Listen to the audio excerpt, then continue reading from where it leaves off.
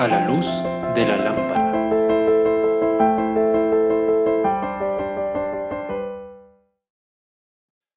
Hola queridos amigos y seguidores de Alfa y Omega, como siempre les digo, para mí este es un placer poder traerles un nuevo programa, eh, este material por ahí que conocen, por ahí que no. eh, Vamos a seguir tratando hoy Hechos capítulo 16, pero en este caso solamente vamos a tratar el versículo 6, los dos lugares que menciona. Entonces ya los apóstoles, Pablo y Silas, entrando en acción ya, podríamos decirlo de esta manera, en los lugares por los que el apóstol habría de fortalecer o de ir a visitar nuevamente los lugares donde ya estuvo, donde ya fundó iglesias en su primer viaje misionero. Entonces vamos a ir leyendo eh, Hechos capítulo 16, el versículo 6 dice así: Y atravesando Frigia y la provincia de Galacia, les fue prohibido por el Espíritu Santo hablar la palabra en Asia. La provincia de Asia, de, de Frigia, perdón, vamos a tratar primero la provincia romana de Frigia. Se llamó así Frigia por el Imperio Romano, ese fue el nombre que le pusieron. Antiguamente fue conquistada por grupos de tribus nómadas que vinieron desde Tracia o Macedonia, cruzando el Bósforo alrededor del año 1200 a.C.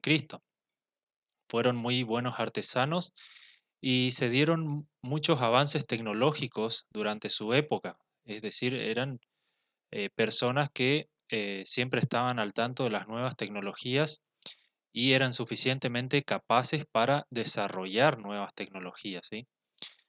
El reino que establecieron en ese lugar fue atacado sucesivamente por otras tribus hasta ser conquistados por los persas, luego por las tropas de Alejandro alrededor del 340 a.C., pasando a manos de los Seleucidas, es decir, de los descendientes de Seleuco, quien se quedó con ese territorio al repartirse luego tras la muerte de Alejandro. En Frigia había una gran comunidad judía debido a que el emperador de los Seleucidas, Antíoco III el Grande, trajo desde Babilonia 2000 familias judías que se asentaran en sus territorios. Siempre ocurre esto cuando lo vemos también en la Biblia, ¿sí? Que cuando algún grupo étnico no es o es de carácter rebelde, tal vez, entonces se lo saca de un lugar y se lo lleva a otro lugar para que se asienten en esos lugares más despoblados y al no tener ciudades fortificadas eviten rebelarse. O sea que judíos descendientes de aquellos que no volvieron con Zorobabel, estas 2000 familias que se quedaron en Babilonia o en los alrededores de Babilonia, que no volvieron con Zorobabel luego del edicto de Ciro el persa, se quedaron allí y más adelante sus descendientes fueron llevados hasta Frigia para poblar esos lugares. Y también recordemos que durante el Pentecostés judíos de Frigia escucharon hablar en su lengua maravillas de Dios. Se conoce también que en Frigia había como una lengua autóctona o un dialecto que se hablaba allí, que no era ni el griego ni el persa eh, ni el hebreo, es decir, tenían una lengua propia, ¿sí? En el año 133 a.C.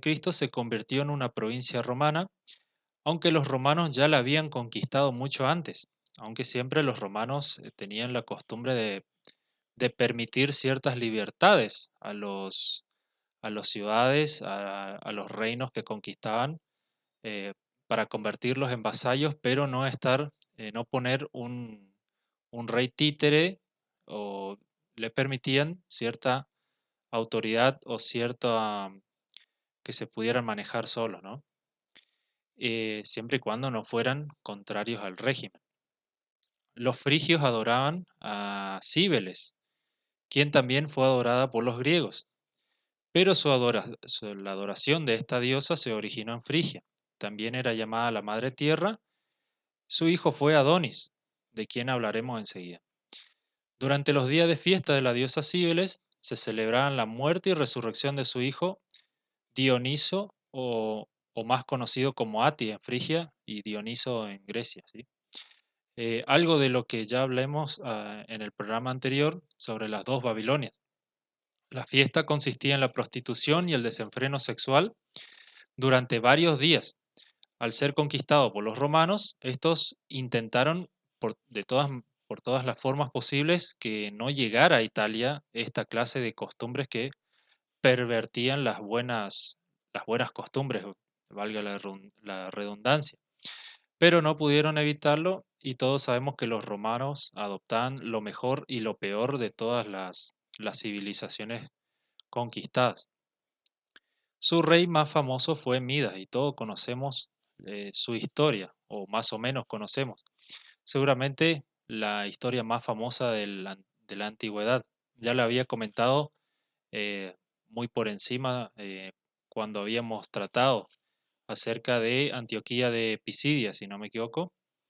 El rey Midas, quien fue un rey de verdad y no ficticio, reinó entre los años 740 y 696 a.C.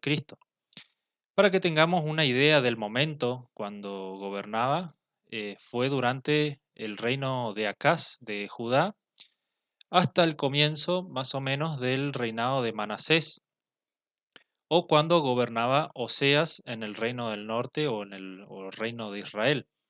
Esto para que tengamos un poco de contexto.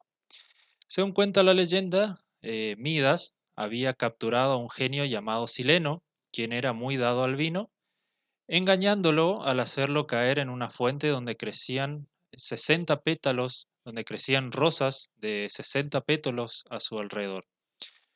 Sileno se liberó de sus ataduras y hubo fiestas durante 10 días. Entonces el genio le enseñó a Midas sobre la naturaleza y el pasado. No por ser capturado el Sileno se enojó, sino que lo tomó muy jocosamente. Midas llevó a Sileno frente al dios Dionisio, quien, como dije, era el hijo de Cíbeles. Sileno fue el maestro de Dionisio en el pasado y se puso muy contento de volver a ver a su maestro. En agradecimiento, Dionisio le otorgaría el don que prefiriese, cualquiera que eligiera. El don que eligió, como sabemos, fue el que todo lo que tocase su cuerpo se convirtiera en oro. Aunque también se dice que fue en agradecimiento por cuidar a su padre. O sea, están esas dos teorías. En el mismo instante pudo comprobar que todo lo que tocaba su cuerpo se convertía en oro. Una rama, una piedra, una fruta, incluso el agua que tocaban sus manos se deslizaba convirtiéndose en oro. Y viendo como no podía comer ni saciar su sed, porque incluso lo que tocaban sus dientes se convertía en oro, Midas le imploró a Dionisio que le quitara ese yugo, porque comenzó a convertirse en una carga más que en un don. Y Dionisio, viendo que verdadero arrepentimiento, le dijo que debía lavarse en el río Páctolo, que quedaba a unos 400 kilómetros de distancia, el cual al lavarse Midas, el- el río Páctolo se convirtió en color de oro y dice que arrastra pepitas de oro. Bien, esto por un lado, el reino de Frigia o la provincia de Frigia.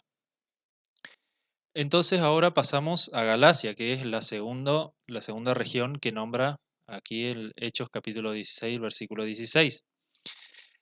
Ya habíamos mencionado las ciudades de Galacia en nuestro primer repaso de los viajes misioneros de Pablo, Antioquía de Pisidia e Iconio, en los capítulos 7 y 8 respectivamente. Pero hay algo extraño que ocurre aquí porque bueno, no era tan extraño en aquella época, sino que a veces como cambiaban rápidamente los territorios de manos, se conquistaban y se reconquistaban, entonces a veces Antioquía de Pisidia pasaba a ser de Frigia y después luego de Galacia, Iconio también, entonces em, es difícil ubicarse en el tiempo los lugares hacia los que pertenecía cada, a veces pertenecía a un reino y a veces pertenecía a otro, ¿sí?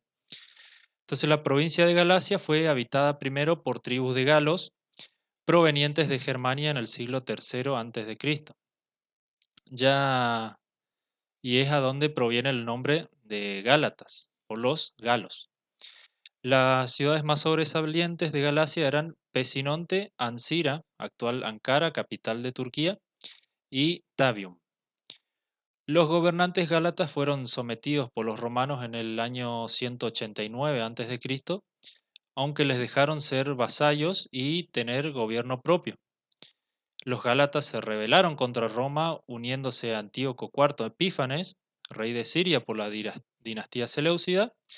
Sin embargo, se unieron, o sea, cambiaron de bando, uniéndose a Roma en las guerras mitridáticas, más precisamente en la Tercera Guerra Mitridática, que enfrentó al famosísimo emperador Pompeyo Magno contra Mitridates IV, rey del Ponto, y Tigranes el Grande, rey de Armenia.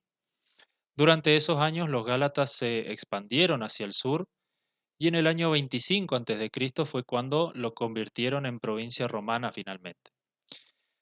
Por lo que se sabe, los habitantes de Galacia no eran tan idólatras como sus vecinos los frigios. Los gálatas adoraban al dios lunar Men, quien tenía un templo que luego fue convertido en honor al emperador Augusto y posteriormente en mezquita durante la conquista turca, mucho más avanzado en el tiempo, ¿sí? Y por último, algo muy particular que pasó durante el viaje de Pablo y Silas.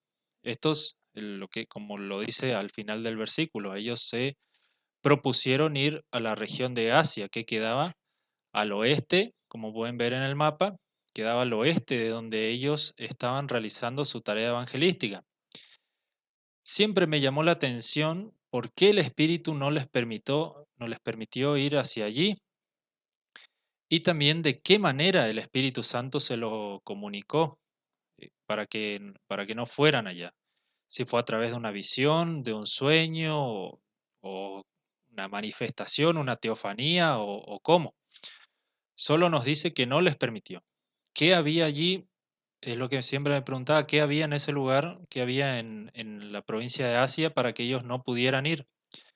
Evidentemente, los planes de Dios eran otros. Recordemos que luego las iglesias nombradas en Apocalipsis 2 y 3 se encontraban en Asia, es decir, que el Evangelio de igual modo sería predicado allí, ¿no? Aunque también es posible que se debiera a que era más urgente que se predicara el Evangelio en Macedonia, como veremos en futuros programas. Entonces esto era lo que tenía para comentarles para que podamos conocer un poco más acerca de las regiones por las que predicaron eh, los apóstoles Pablo y Silas. Y como dije en el programa anterior, que me llamó la atención que no se conociera nada más acerca de lo que hizo el otro apóstol que se fue a Chipre junto con Marcos. Me llamaba la atención cómo no se pudo conocer nada más, si pudo salir de allí, si abandonó todo, es una incógnita que siempre la vamos a tener. Entonces, por lo pronto, esto es lo que tenía para compartirles. Dios pueda bendecirlo muy ricamente. Muchas gracias y hasta la próxima.